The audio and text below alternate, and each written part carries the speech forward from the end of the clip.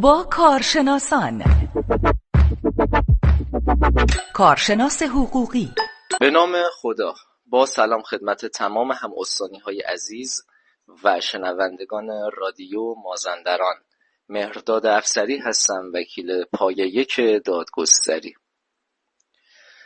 بعضی اوقات یه انتخاب ساده سرنوشت آدمو عوض میکنه، نه انتخاب عجیب یا خطرناک. همون لحظه‌ای که میگید حالا سوار همین ماشین میشم زودتر میرسم، همین یه تصمیم ساده میتونه فرق بین رسیدن به خونه یا هرگز نرسیدن باشه.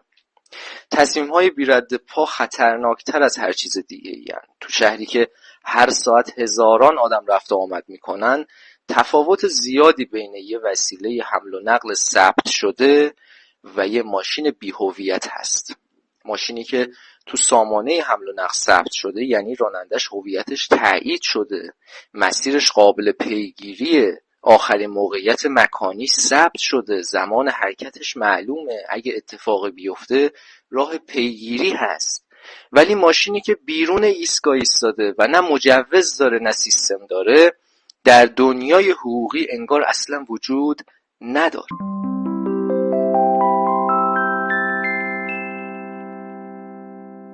وقتی یه خودروی شخصی ناشناس خارج از هر سامانه رسمی توی مسیر خلوت با یه مسافر تنها حرکت میکنه، اگه حادثه‌ای پیش بیاد معمولاً هیچ سرنخ دقیقی برای پیگیری باقی نمیمونه.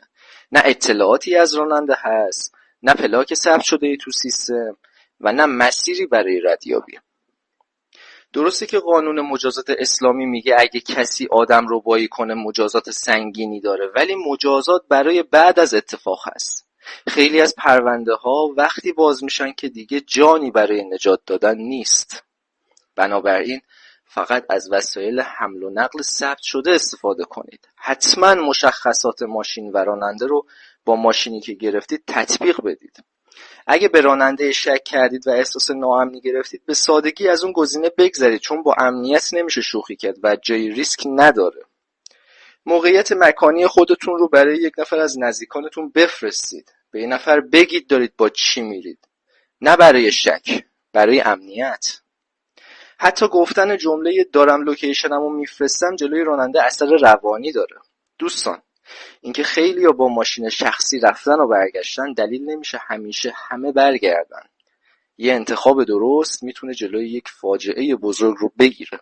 امنیت حق هر کسی هست، اما تضمین امنیت بعضاً با خود ماست.